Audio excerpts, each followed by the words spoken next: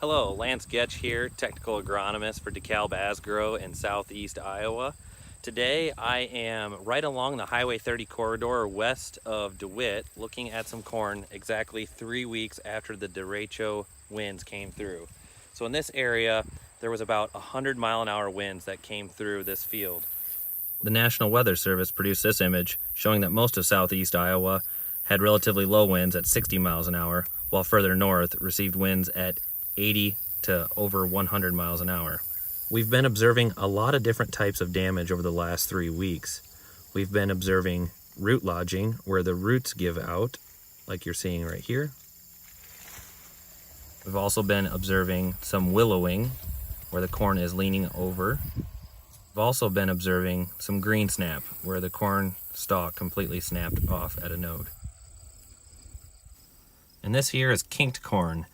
It is difficult for the corn to uptake water and nutrients due to the vascular bundles being kinked over. Think of it similar to someone trying to suck up liquid from a straw and someone squeezing the straw at the same time.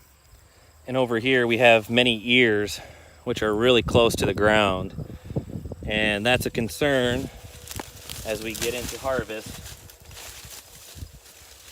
Ears are nearly touching the ground or close to the ground. There's a lot of moisture down here, so there's concern for potential ear molds and rots.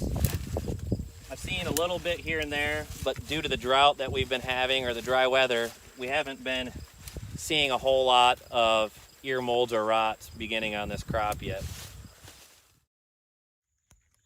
As you can see, as the corn crop is about to senesce, the corn plant is remobilizing nutrients from the lower part of the plant and bringing it to the upper part of the plant, to this ear.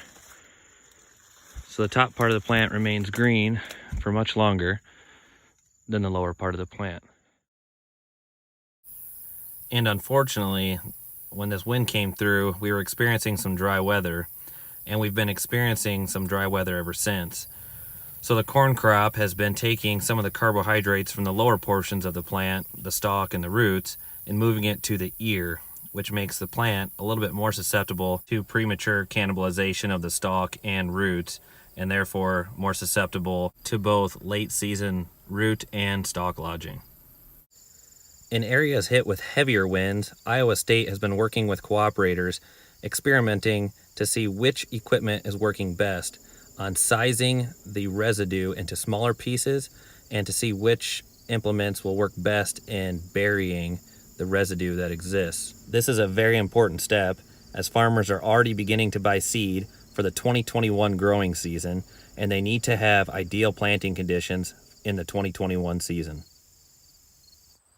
Thanks for joining me here in eastern Iowa and learning a little more about how the derecho winds affected the corn crop here just 3 weeks ago, and how farmers will be affected here in the next coming weeks as they begin harvest. Tune in again in a couple weeks for another corn crop update.